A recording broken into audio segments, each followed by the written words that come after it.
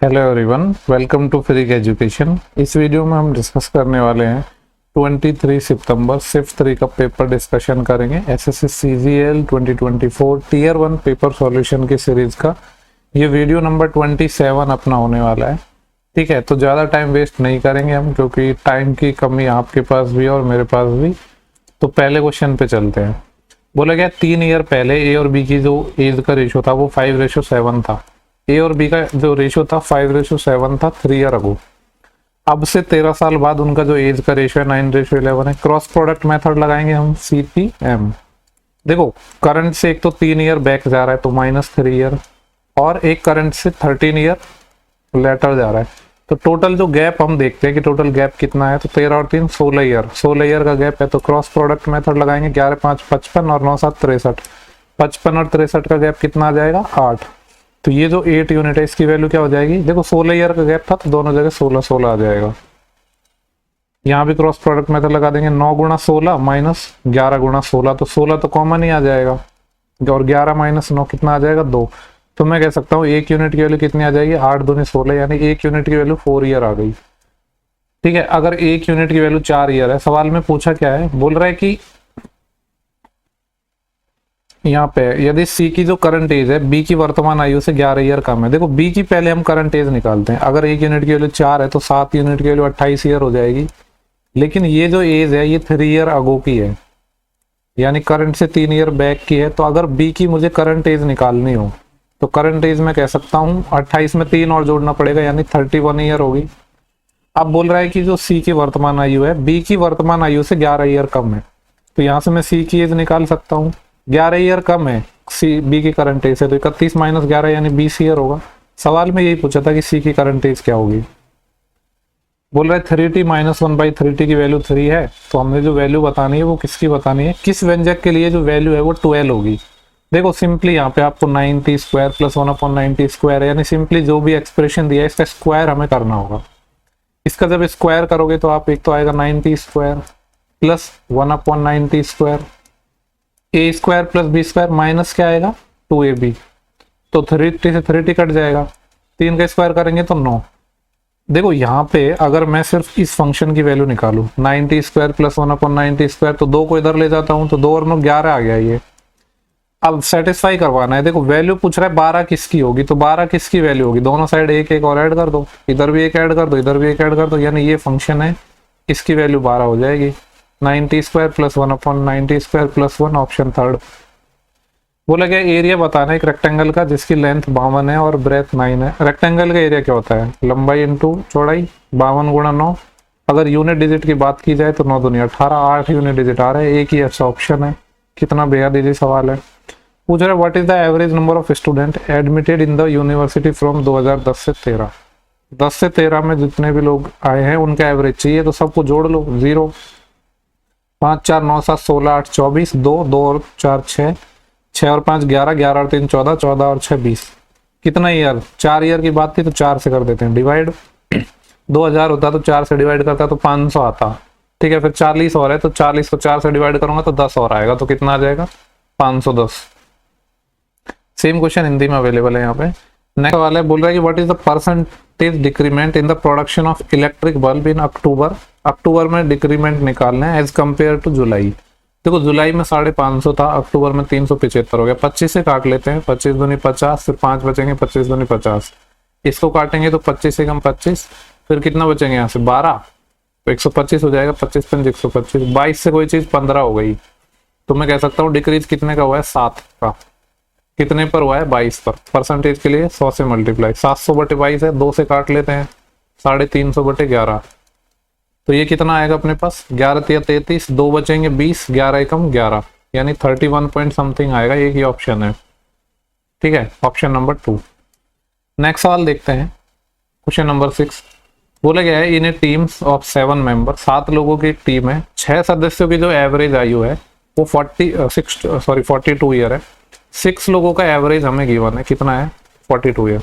जबकि जो 7वां मेंबर है उसका सभी जो मेंबर्स हैं उनकी औसत आयु से क्या है 36 ईयर ज्यादा है। देखो मैं मान लेता हूँ कि टोटल जो 7 लोग थे उनकी एवरेज क्या है, x है।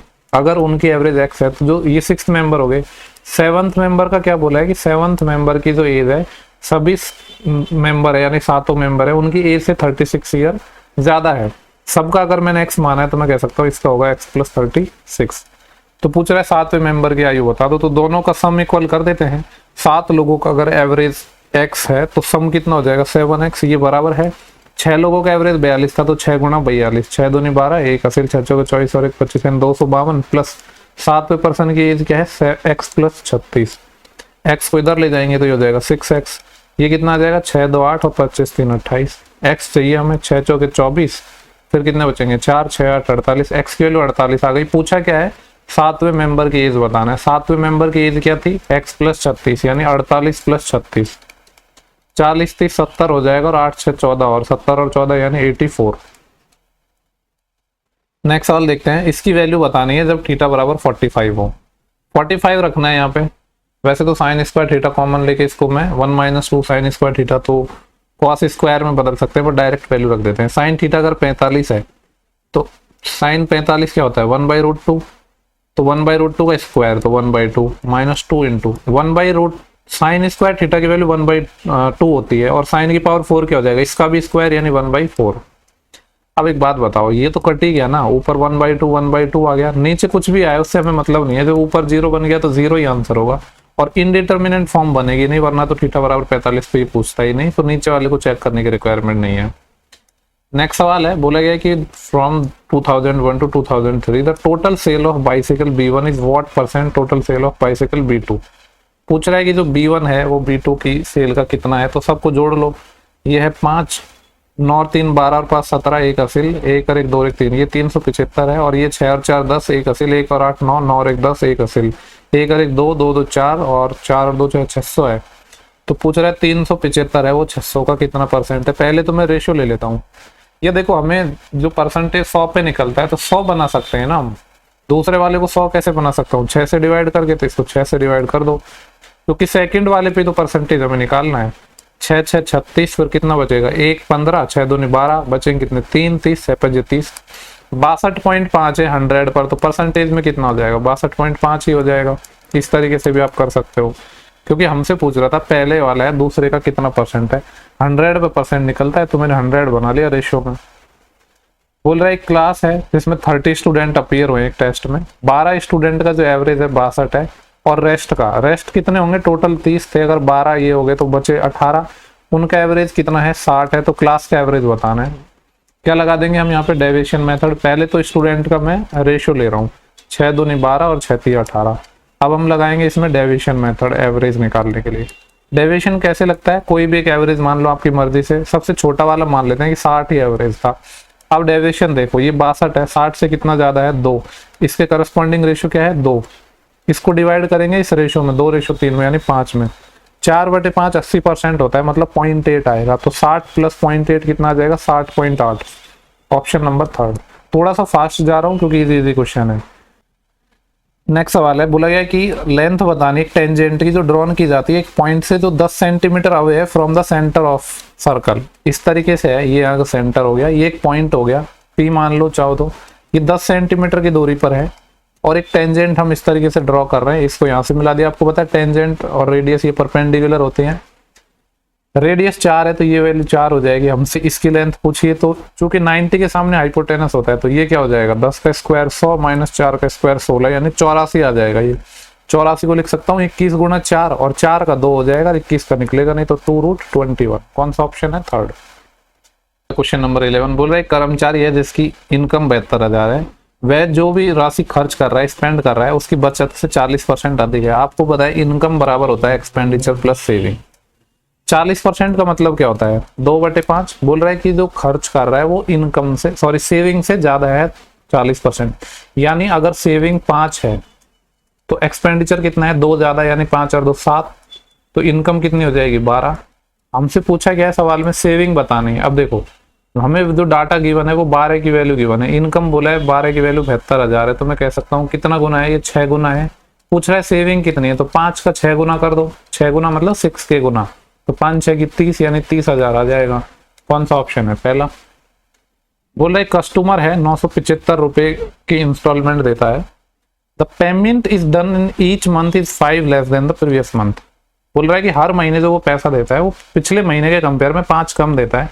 अगर पहली इंस्टॉलमेंट 100 रुपए की है तो उसको टोटल कितना टाइम लगेगा।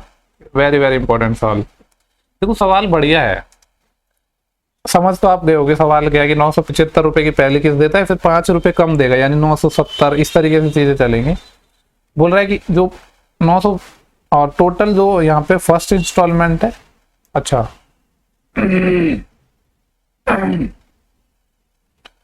नेक्स्ट वाला क्वेश्चन नंबर 12 बोलेगा कि ग्राहक को 975 रुपए का भुगतान करना है। हर महीने जो वो किस्त दे रहा है वो लास्ट मंथ के कंपेयर में 5 रुपए कम दे रहा है। पहली किस्त अगर 100 रुपए की है तो टोटल कितना टाइम लगेगा, यानी आपको पता है एपी का ये क्वेश्चन है। देखो मैं यहाँ पे थोड़ा सा एक्स्ट्रा सोच रहा हूँ, एक्स्ट्रा क्या सोच रहा हूँ, थोड़ा सा एडवांस सोच रहा हूँ। यहाँ पे मुझे पता है कि ये 975 दे रहा है, ये 5 से डिविजिबल मुझे दिख रहा है, मतलब टोटल 975 हमें देने हैं।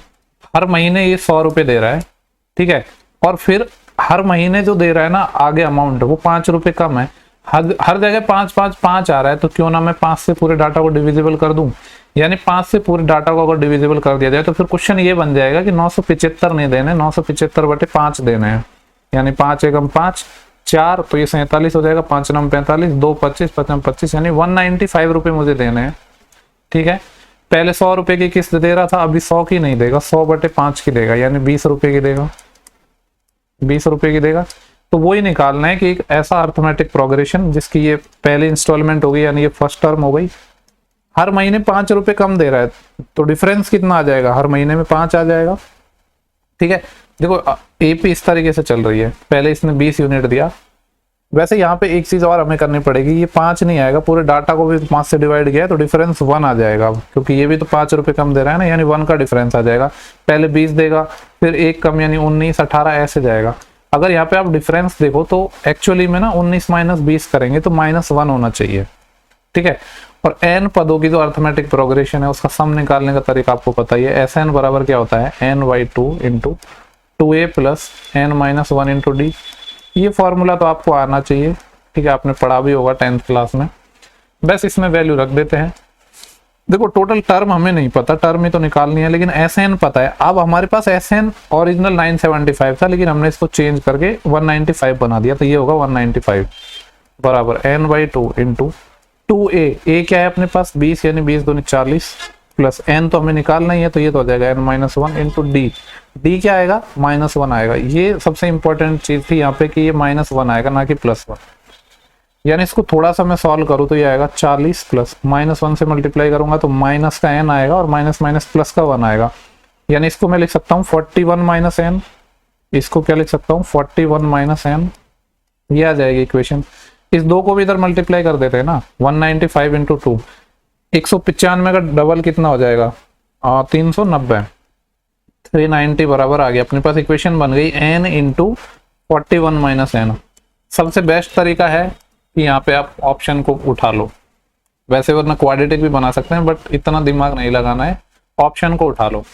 देखो ऑप्शन को उठाना है हमें, और ये और देखो आप n की वैल्यू यहाँ पे 14 15 27 26 इन्हीं में से कुछ होगी, और 390 चाहिए। जैसे मैंने पहली वैल्यू उठाई 14, तो 41 माइनस जब 14 में करूंगा तो आपको पता है यूनिट डिजिट 7 आएगा। यहाँ पे तो 7 यूनिट डिजिट आ रहा है, यहाँ पे 4 आ रहा है, जबकि मुझे यहाँ पे 0 चाहिए। यूनिट डिजिट से ही हम चीजें बना लेंगे, यानी पहला ऑप्शन नहीं हो पाएगा। फिर 15 उठाते हैं, 15 × 41 - 15 कितना हो जाएगा अपने पास 26 हो जाएगा। 26 × 15 करेंगे तो कितना आएगा 26 × 5 130, 13 असिल, और 26 एकम 26 और 13 39, यानी 390, यानी सेटिस्फाई कर रहा है, मतलब n बराबर 15 हो जाएगा। देखो कुछ लोगों को हो सकता है ये सवाल समझ नहीं आया हो, तो मैं एक बार फिर से बता देता हूँ। बाकी ये जो चीज करी है ना मैंने, ये 5 से डिवाइड किया है मैंने यहाँ पे, ये बस एक्स्ट्रा करी है। आप चाहो तो इसको नहीं करते, तो बस इसमें होता क्या, जो कैलकुलेशन है ना वो थोड़ी सी अपनी टफ हो जाती है, वो हमने 5 से डिवाइड करके उसको थोड़ा सा इजी बना लिया, ठीक है। वो चीज बस ध्यान देनी है आपको, क्योंकि 5 से मैंने इसलिए डिवाइड किया क्योंकि हर जगह मुझे 5 नजर आ रहा था। तो ये चीज आप आगे आने वाले क्वेश्चन में अगर कभी ऐसा आता है तो अप्लाई कर सकते हो। बोल रहा है कि अनुभा अपने स्कूटर को इतने रुपए में बेचकर 1/6 का लाभ कमा रही है, विक्रय मूल्य का 1/6। तो पूछ रहा है कि प्रॉफिट परसेंट क्या है। देखो विक्रय मूल्य SP है, SP पर 1 का प्रॉफिट है, तो मैं कह सकता हूँ CP कितना होगा 5 होगा, प्रॉफिट परसेंट निकालना है सीपी पर, क्योंकि प्रॉफिट सीपी पर ही निकलता है, जबकि यहाँ पे एसपी पे गिवन है। प्रॉफिट 1 का है, सीपी 5 है, 1/5 20%। इतनी ज्यादा बार रिपीट हो गया है ना ये सवाल, पूछो मत। बोल रहा है किसी वृत्त में 14 सेंटीमीटर की लंबाई की एक जीवा है और जो सेंटर से 24 सेंटीमीटर की दूरी पर है। 14 है यानी 7 चॉइस रेडियस पूछा है, 7 चॉइस 25 का ट्रिपलेट बन जाएगा। वर्बली होने वाला सवाल है। कैसे? कोई एक अपने पास कॉर्ड है जो 14 सेंटीमीटर की है और सेंटर से इसकी जो डिस्टेंस है वो 24 है। चूंकि सेंटर से डालते हैं तो ये परपेंडिकुलर होती है और बाइसेक्ट हो जाएगी, यानी 7 7, ये 7 है, चॉइस है तो ये 25 हो जाएगा। इसीलिए मैंने बोला 7 चॉइस 25। कुछ चीज दिमाग में ही हो जानी चाहिए। बोले what is the percentage of non vegetarian student in class 12। Class 12 यहाँ पे है, ये टोटल स्टूडेंट गिवन है, यहाँ पे नंबर ऑफ वेजिटेरियन गिवन है। अगर वेजिटेरियन 105 है तो मैं कह सकता हूँ नॉन वेजिटेरियन अपने पास कितने हो जाएंगे, टोटल 150 थे, 105 वेजिटेरियन है तो 45 नॉन वेजिटेरियन हो गए। परसेंटेज पूछा है यानी 45/150, परसेंट के लिए 100 से मल्टीप्लाई। 50 दूनी 100, 50 या 150, 3 से ये जाएगा कितना टाइम, 15 टाइम, और 15 दूनी 30 यानी 30%। 30% नॉन वेजिटेरियन हो गए। बोल रहे 3x + 2y बराबर ये है, 2xy की वैल्यू ये है, तो 3x - 2y मुझे चाहिए। देखो ये चीज चाहिए, इसका स्क्वायर कर देते हैं ना हम। इसका अगर मैं स्क्वायर करूंगा तो आएगा 9x² + 4y² माइनस क्या आएगा 2ab, यानी 3 दूनी 6 का डबल 12xy, और इसका अंडर रूट ले लेता हूं मैं। अगर इसका अंडर रूट लूंगा तो 3x माइनस, ये क्या लिखा है, ये मैंने 3x - 2y तो है, पहले स्क्वायर कर दिया और फिर अंडर रूट ले लिया। स्क्वायर क्यों किया, क्योंकि ये जो चीजें हैं वो यहाँ से निकल जाएंगे। इसका स्क्वायर करो, इसका स्क्वायर करोगे तो 9x² + 4y² प्लस यहाँ पे कितना आ जाएगा, ये है 3 दूनी 6xy का डबल 12xy, ये बराबर है 10 का स्क्वायर 100। तो 9x² + 4y² की वैल्यू यहाँ से मैं रख सकता हूँ ना, क्या रख दूंगा 100, और ये जो चीज है इधर आ जाएगी -12xy। चूंकि यहाँ पे -12xy है, ऑलरेडी मेरे पास -12xy था, तो मैं कह सकता हूँ ये माइनस का 24xy हो जाएगा। और हमें ये भी पता है कि xy की वैल्यू क्या है, xy की वैल्यू क्या है 2xy की वैल्यू 7 है, तो यहाँ से मैं कह सकता हूँ xy 2y 7 होगा। या फिर ऐसे भी कर सकते हो, इस 24 को ऐसे लिख दो 12 × 2xy। अब 2xy की वैल्यू मुझे पता है कि 7 है, तो 7 का 12 टाइम यानी 84 हो जाएगा। 100 - 84 16, 16 का आ जाएगा 4 आंसर। इसको ऐसे एक और तरीके से कर सकते थे, अभी मेरे दिमाग में आया, जैसे हम निकालते हैं ना a + 1/a, a - 1/a, उस तरीके से भी निकाल सकते हो। ये हो जाता अंडर रूट a² + 1/a² + 4। ठीक है, वो भी एक तरीका था, पर कोई नहीं, अब तो हमने सॉल्व कर दिया है, खुद से बना के देख लेना। वो बोल रहा है ईच साइड एक इक्विलेटरल ट्राइंगल की वो ये है, तो हमें एल्टीट्यूड बताना है। इक्विलेटरल ट्राइंगल की हाइट क्या होती है, √3/2 इंटू साइड, और साइड क्या है 37 √3। देखो √3 इंटू √3 3 हो जाएगा, और 37 से 111 होता है, 111/2, 55 का डबल 110 होता है, और 1/2 यानी 0.5 और आ जाएगा, तो ये कितना हो जाएगा 55.5। बोल रहा है एक ट्राइंगल है जिसमें 4 टाइम ऑफ p बराबर है 5 टाइम ऑफ q बराबर है 20 टाइम ऑफ r। हमें बताना है एंगल q की वैल्यू। सबसे पहले तो मुझे PQR चाहिए होगा। देखो इसको बराबर मान लो आप किसके, 20 के बराबर ही मान लो, क्योंकि इन सब का एलसीएम क्या आ रहा है 20 आ रहा है। तो अगर ये 20 के बराबर होंगे तो यहाँ से p क्या आ जाएगा 20/4 यानी 5। 1 भी मान सकते थे, k भी मान सकते थे, कुछ भी मान लो, फर्क नहीं पड़ता। फिर ये आएगा 5q को अगर आप 20 के बराबर रखोगे तो 4, और ये आ जाएगा 1, यानी 5 4 1 के रेशियो में। तो मैं कह सकता हूँ 5 4 9 और 1 टोटल जो 10 यूनिट है उसकी वैल्यू 180 डिग्री होगी, क्योंकि किसी भी ट्राइंगल के तीनों एंगल का सम 180 होता है। पूछ रहा है q बता दो, q यानी 4 यूनिट की वैल्यू हमें बतानी है। 1 यूनिट की वैल्यू कितनी आ गई 18, 4 यूनिट की वैल्यू बतानी है, तो 18 चौके कितनी आ जाएगी 72। इसका 18 गुना कर दो, ऑप्शन पहला। बेहद सिंपल लगा मुझे ये पेपर। बोल रहा है for what value of t the value of sin² t, sin² t की वैल्यू है वो आधी होनी चाहिए, किसकी आधी होनी चाहिए 10t की। ऐसा कौन सा t का मान है जिस पर sin² t आधा हो जाए, तो आधा होने से ही मुझे सिंपली नजर आ रहा है अगर 10t 1 होता है तो ये आधा 1/2 होना चाहिए, यानी ये कहना चाह रहा है ये। अब 1 अगर मैं t बराबर 45 डिग्री लूँ तो 45 पे sin² t कितना होता है 1/√2 का स्क्वायर 1/2, यानी t बराबर 45 हो जाएगा। बाकी वैल्यू सब्स्टिट्यूट भी कर सकते थे। बोला tan a की वैल्यू ये है, जहाँ पे a एक क्या है अपने पास एक्यूट एंगल है, तो sin a + cos a के बताना है। tan क्या होता है लंब बटे आधार, या मैं कह सकता हूँ परपेंडिकुलर, इसको बेस कह लो। ये 1 है, ये √10 है। तो हाइपोटेनस या फिर हिंदी वाले कहते हैं कर्ण, वो कितना आ जाएगा, दोनों के स्क्वायर का अंडर रूट यानी 11। साइन ए चाहिए लंब बटे कर्ण परपेंडिकुलर अपॉन हाइपोटेनस यानी 1/√11। फिर कॉसेक ए चाहिए तो इसका उल्टा हो जाएगा √11/1। एलसीएम आ जाएगा √11, ये हो जाएगा 1 + √11 × √11 11, तो ये हो जाएगा 12/√11। ऑप्शन नंबर 3 सॉल्व करना है। तो पहले ये टर्म सॉल्व होगी। तो यहाँ पे देखो 2 2 के बाद पॉइंट है तो सिंपली ये 7 आ जाएगा। 28/4 यानी 7। 7 को मल्टीप्लाई कर रहा हूँ 0.07 से, तो 7 7 49 हो जाएगा, और 2 के बाद पॉइंट यानी 0.49 आ गया ये। यहाँ पे क्या है 0.64 है, और ये है 1. देखो यहाँ पे 2 के बाद पॉइंट है तो पॉइंट से पॉइंट कट जाएगा, सिंपली 4 से डिवाइड कर दो। 4 चौके 16, 4 एकम 4। 41 में से माइनस हो रहा है, आंसर माइनस का आएगा, ये नहीं हो सकता, ये नहीं हो सकता। 41 में से माइनस हो रहा है यानी -41 में थोड़ा सा कुछ जुड़ रहा है, तो -41 से थोड़ा छोटा आंसर माइनस में। एक ही ऑप्शन है, आपको कैलकुलेशन करने की भी नीड नहीं है, बाकी कर सकते हो कैलकुलेशन। 9 और 4 13 है तो 7 यूनिट डिजिट आएगा, बट नीड नहीं थी।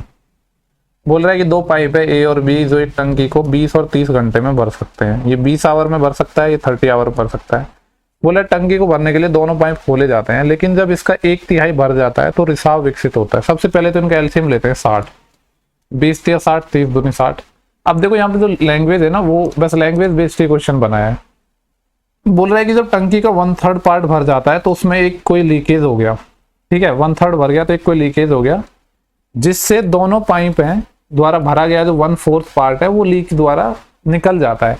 यानी सिंपली मैं ये कह सकता हूं कि टोटल इफिशिएंसी का 1/4 निकल रहा है, यानी वो 3/4 से ही भर पाएंगे। बोला टंकी को भरने में कुल लगने वाला समय हमें निकालना है। देखो पहले तो हम क्या कर रहे हैं कि टंकी का 1/3 पार्ट भर रहे हैं। 60 यूनिट था लेकिन इसका सिर्फ 1/3 पार्ट भर रहे हैं, यानी 1/3 पार्ट भर रहे हैं, तो मैं कह सकता हूं कितना भर रहे हैं, 20 यूनिट। इस 20 यूनिट को भरने में कितना टाइम लगा मुझे, 3 और 2 5 की एफिशिएंसी से 4 आवर लगे, तो 4 आवर तो पहले ही लग गए। अब रिमेनिंग कितना बचा है, 40 यूनिट बचा है, क्योंकि 60 भरना था ना। अब एक्चुअली में ये भर रहे थे 3 और 2 5 की एफिशिएंसी से, लेकिन एक रिसाव हो गया और 1/4 है वो रिसाव खाली कर रहा है।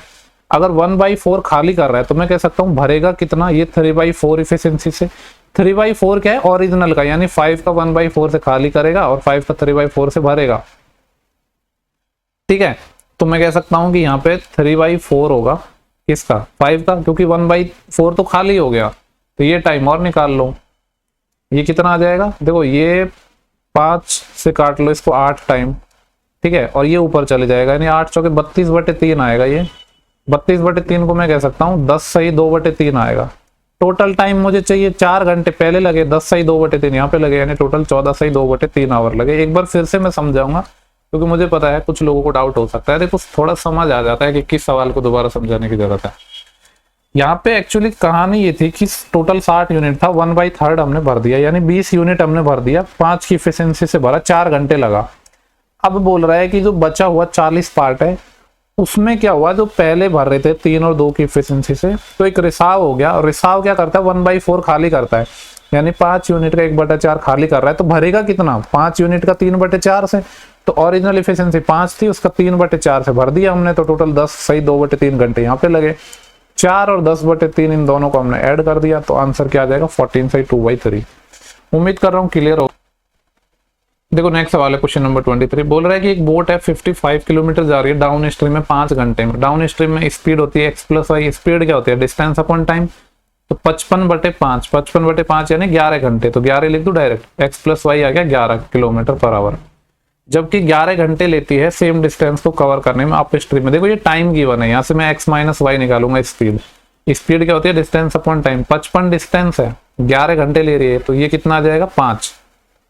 चलो लिखा ही रहने देता हूँ, 55/11 यानी 5। पूछ रहा है क्या, what is the speed of boat, यानी x निकालना है। दोनों को जोड़ के 2 का भाग, 11 और 5 16, 16/2 यानी कितना आ जाएगा आंसर 8। y निकालना होता है तो दोनों को घटा के 2 का भाग।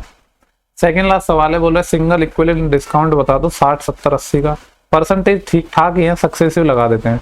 60% होता है 3/5, यानी ये जो रेशियो किसका निकालेंगे हम, MP और SP का। 5 पे 3 का डिस्काउंट लिख दो क्या इधर, 60% 3/5 होता है, 5 पे 3 का डिस्काउंट तो 5 से 2। 70% होता है 7/10, तो 10 पे 7 का डिस्काउंट तो 3 80% होता है 4/5, तो 5 पे 4 का डिस्काउंट, तो कितने में बेचेगा? सिर्फ 1 में। ठीक है, इसी को सॉल्व करना है। 5 5 25, देखो 5 5 25 और 25 ढाई के 250, ये है 250, और ये हो गया कितना अपने पास? 6। 250 का सामान है और ये 6 पे बेच दिया। मेरे दिमाग में एक थोड़ा सा कैलकुलेशन आ रहा है, क्योंकि हमें 100 पे निकालना है ना परसेंटेज, तो 100 में बना सकता हूँ ना इसको। मैं क्या कर रहा हूँ, इसको मैं 4 से मल्टीप्लाई कर रहा हूँ। 4 से मल्टीप्लाई करूंगा तो 1000 बन जाएगा ये, लेकिन बनाना मुझे 100 है। 1000 में 10 का भाग और दे दो ना, तो बन जाएगा ना। तो सेम चीज इधर कर दो, 4 से मल्टीप्लाई और 10 से भाग, यानी 6 चौके 24/100 यानी 2.4। 100 के सामान है, उसको आप 2.4 में दे रहे हो। ये 100 बना दिया ना हमने, 100 के सामान को 2.4 में दे रहे हो, तो यहाँ से डिस्काउंट कितना आ गया? 100 माइनस 2.4 यानी 97.6%। क्योंकि 100 हमें चाहिए था, 100 पे परसेंटेज निकलता है, तो मैंने 100 बना दिया बस। लास्ट सवाल है शिफ्ट का, चलो करवा देता हूँ। वैसे तो इजी क्वेश्चन है। बोल रहा है कि ये जो नंबर है ये किससे डिविजिबल है? देखो लास्ट में 4 आ रहा है, अगर 4 आ रहा है और यहाँ पे 5 से डिविजिबल तो होने से रहा है, यानी ये ऑप्शन खत्म। यहाँ पे 5 आ रहा है, ये भी नहीं हो सकता। अब अपने पास 4 6 आ रहा है और एक 3 6 आ रहा है। मुझे एक बात बताओ, अगर यहाँ पे 4 आ रहा है, 4 का रूल क्या है? लास्ट के 2 डिजिट 4 से कटने चाहिए, यानी ये 14 4 से कटना चाहिए था, जबकि नहीं कटेगा। ये तीसरा ऑप्शन भी खत्म। एक ही तो ऑप्शन बचा, क्या आपको यहाँ पे मेहनत करने की रिक्वायरमेंट थी? नहीं। तो इस शिफ्ट के पूरे 25 क्वेश्चन हो गए हैं। उम्मीद कर रहा हूँ कि सेशन आपको पसंद आया होगा। अगर सेशन पसंद आता है तो लोगों के साथ शेयर कर सकते हो, ठीक है। बाकी देखो, आपका कोई भी डाउट हो आप कहीं भी पूछ लेना, मेल पे मत पूछना। बाकी आपको जो लिंक्स है ना वो कमेंट बॉक्स में मिल जाएंगे। हर वीडियो के कमेंट बॉक्स में आपको लिंक मिल जाएंगे।